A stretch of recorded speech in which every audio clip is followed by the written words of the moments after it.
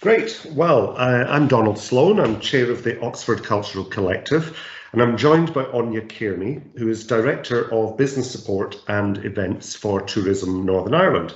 And we are here to talk about Gastronomy Summit 2022, which is an ambitious project. It is an international conference being held in central Belfast from the 11th to the 13th of April 2022. And we are focusing on the development of food and drink destinations, particularly in ways that benefit local communities. Now, obviously, Northern Ireland is an absolutely appropriate venue for the host to play host to the first Gastronomy Summit 2022, because in recent years, it's gone through an absolute transformation itself as a food and drink destination. And food and drink now plays a hugely important part in the tourism experience. And that's a bit of what Aine and myself are briefly going to be talking about today. So hi, Aine, good to see you. How are you? Hi, Don. I'm very well, thank you. Thanks for having me here today. Excellent, excellent. Well, I should say just to kick off that Tourism NI, along with Ulster University and Food NI and the Oxford Cultural Collective, are co-hosts of this event in Belfast in April next year. So you're playing a key role. And I'm interested, I mentioned there about Northern Ireland being an ideal host destination, but from your perspective, as somebody who's key to the promotion of Northern Ireland nationally and internationally, and for shaping tourism policy for Northern Ireland as well, Aine, to what extent do food and drink feature in the development of policy in the promotion of Northern Ireland as a tourism destination? Well, Don, it's a really, really important factor, and it probably is one that's been growing over the last number of years. I can remember when I first came on board as Director of Product Development in Tourism NI 11 years ago, can you believe it? And at that time, you know, when we talked about food and drink, we were probably thinking more around the niche side, you know, people that were traveling for very, very niche experiences, where it is a fundamental part of, I suppose, the reason that people choose the destination. But from an economic perspective, as a development agency, it's critically important when we actually look at the percentage of spend that visitors coming into Northern Ireland are spending on food and drink. In 2019, they spent over £350 million on their food and drink experiences. And that was just for those visitors that were staying overnight. So there's a lot more on top of that when we actually think about the expenditure from people that are on day trips, either domestic tourists or potentially visitors that have come in on the island of Ireland and are just enjoying a trip to Northern Ireland for the day. What we have seen is a big step change in terms of, I suppose, the things that visitors are looking for, and also how it has moved up the motivation and consideration of choice. It used to be down at maybe number 8, number 9. Now we're seeing it as being either the second or the third most important consideration in terms of where they're choosing to go. So the great thing about Northern Ireland is that over extensive work over the last decade, we have been delivering fantastic visitor experiences in terms of food and drink, but actually the perceptions of our international visitors really lag behind. So when we were surveying visitors when they were leaving, they were telling us that we were over-delivering on what their expectations were. So that helped us understand that actually we had a promotional issue that we needed to address, as much as one where we needed to continue to engage and sustain our commitment behind the quality of the experience itself. And I suppose the visitor attitude survey that we had really helped us understand the areas where we needed to focus our attention. So the great thing about food and drink is that people eat at least 3 times a day. So give us plenty of opportunities in terms of where we would start to engage. But we started to build in some other key policy areas that were coming through, such as how could we look for celebrating our foods of provenance that maybe could potentially help profile Northern Ireland in the international map from an export perspective for food produce that were finding their way to other shores, as much as then looking to see how food and drink might help us around community development in rural communities, and in particular diversification, especially in the context of changing markets. So I was just going to say all of that came together for us in what was a big, I suppose, focal year back in 2016. And we set our sights on a Northern Ireland year of food and drink. And we saw this as a real opportunity to start to join the dots, but to be led from a tourism perspective, but to sweat the assets of our investment across all of our other departments, whether that be Invest Northern Ireland, working with the Department of Agriculture and Rural Development, and a whole range of other stakeholders out there. And really what I think we showed to ourselves is not only what a great success story that we have to offer, but the fact that as a government and policymakers, the opportunity that we have to really, deliver more when we join our heads together. I mean, it's fascinating. You present a very convincing case about the central role that food and drink now plays in the promotion of Northern Ireland, and indeed in the experience of tourists, and the fact that it's no longer just a service to tourists, but it's actually a central motivation for tourist activity, which is very interesting. I mean, a slightly broader point, to what extent do you think that food and drink can help with enhancing perceptions of Northern Ireland per se, not just from a tourism perspective, but all that work that you're doing? Do you think it's leading to a general, or contributing to, shall we say, a general change in perceptions of Northern Ireland as a whole? Oh, there's absolutely no doubt. And I think just the success of the year of food and drink itself, we achieved 3 times the target that we had set out from a PR, 41 million in positive PR that was international in its reach, touching continents around the world. We saw 23% growth in our visitor satisfaction. We had 70 new food and drink experiences that were set up in that year alone. We got a world-class accolade in 1819 of becoming the best food destination through the International Travel and Tourism Awards. But also what it did was it gave a stage and a platform for our other partner agencies like Invest NI to ensure that they could set up the right platforms for increasing our international exports, as well as bringing to the fore, again, companies that maybe prior to that maybe weren't going for international accolades and awards. And it's, we've actually, we've done so successful in that regard in terms of lots of different global recognitions and the producers that, that are there. And generally building confidence and so on as well.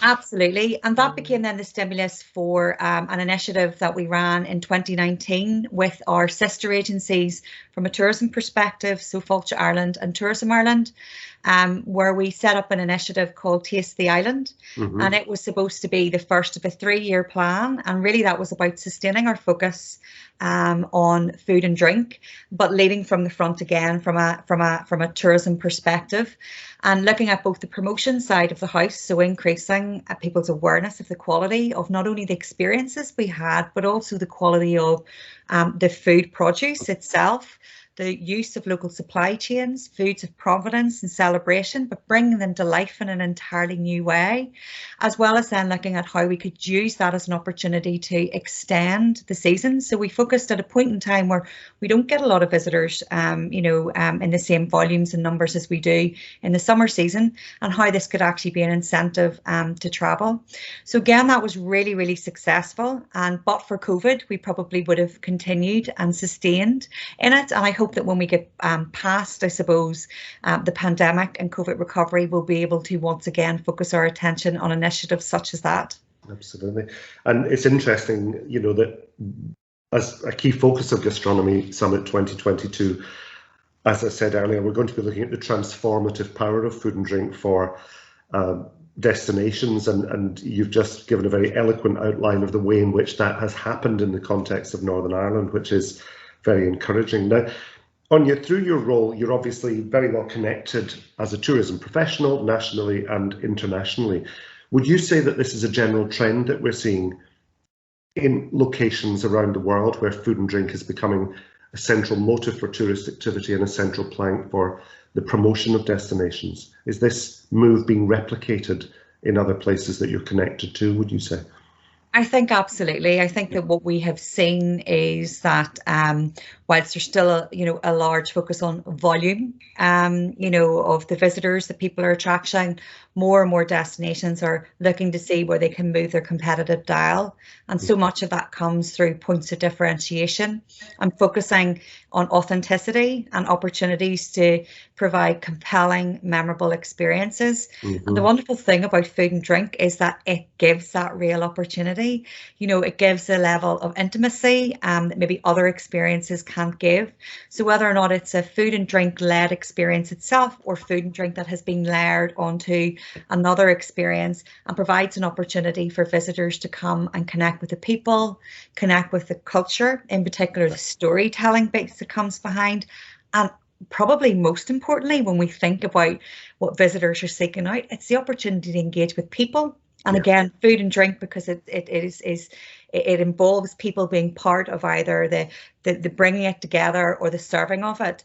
It really provides a real opportunity, I suppose, to provide that point of differentiation.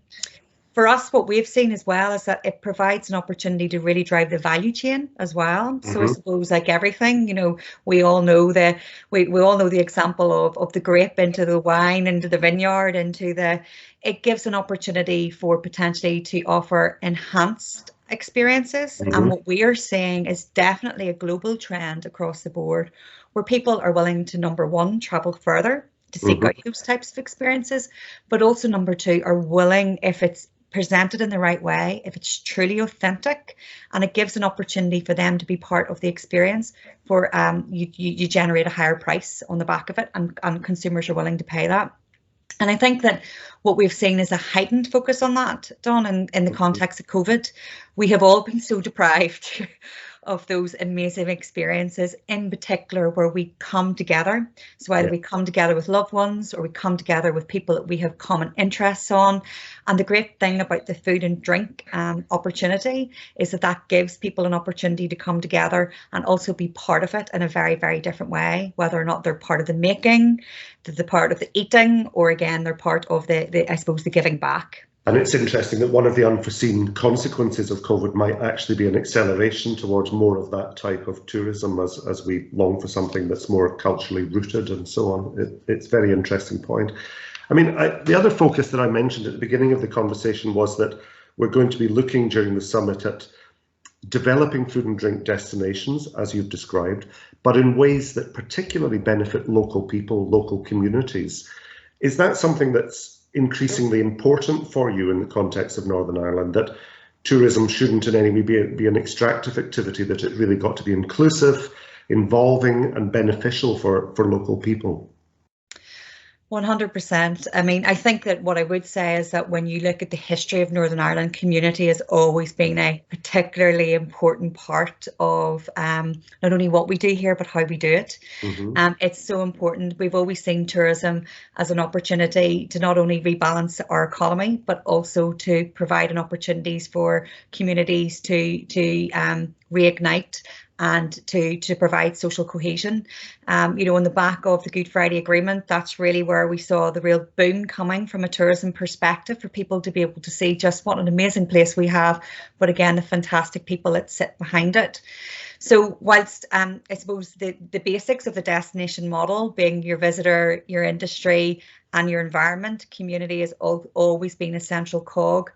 But what we would say is a heightened focus in the future that we will start to sharpen our attention to. So in particular, moving away from that volume side in terms of looking at the numbers that are coming in, and actually looking at the value of tourism, not just from an economic perspective, but from a social and also from an environmental one, because sustainability in the round is so important. And the great thing is that off the back of Year of Food and Drink that I referred to earlier on, what we have done is we've been able to convince people about the importance of short supply chains, of circular economy, of reducing their carbon footprint. We've seen a huge number of new social enterprises that have entered into this space in terms of actually becoming producers, and then starting to diversify and extend out from not only becoming producers, but actually becoming experience providers. And the great thing that we've also seen is the number of, I suppose, activists that are starting to pull it together. So experiences that are looking at distributing visitors across the region by joining up the experience. We've seen the most amazing and authentic food tours that have come on board, and I mean they can't keep up with the demand. And even in the context of COVID, where we were really concerned because people weren't able to get out, they still found a way to diversify because the demand was high there to ensure that the produce and the supply chains were sustained, but just the experience was being delivered in a slightly different way. So I think that is one that is going to be crucial. One of the things we're working on at the minute is a new strategy, and what I do know that sits at the heart of it is a strategy that talks about enriching the lives of our local communities as well as our global communities. And obviously our global communities primarily are made up of visitors, but there's a whole range of other stakeholders there that we want to be focused on too. Okay, so I mean, you're going to have such a powerful story to share to our delegates and keynotes who are joining us in Belfast in April. Now, we're going to be attracting delegates from around the world, but we've also got this fascinating lineup of keynote speakers, each of whom comes from a different destination around the world, from everywhere from Peru to New Orleans to New York to Asian destinations to the UK, of course. And they're all from locations that are at different points in the journey, if you like, of becoming an established food and drink destination. But they all have a shared interest in doing it in a way that, as you've just described, Aine, benefits the local communities. What are your hopes for this summit? You've got this great collection of people who are coming to Belfast, who are able to share, who are able to think about legacy projects and so on. In your role, what is your hope for Gastronomy Summit 2022? Well, I think selfishly, first and foremost, I'll start with celebrating the success that we've had, because I think it's really important in all of our journeys to look back and say, what have we got right and what have we done? And I think it's really important that we celebrate that with our local communities, as well as, providing us an opportunity to shine the light on the good story that Northern Ireland has to offer. I think secondly, that in the context of post-COVID recovery, it's an opportunity for us all to get re-energized in terms of not only what we're doing, but why it's important.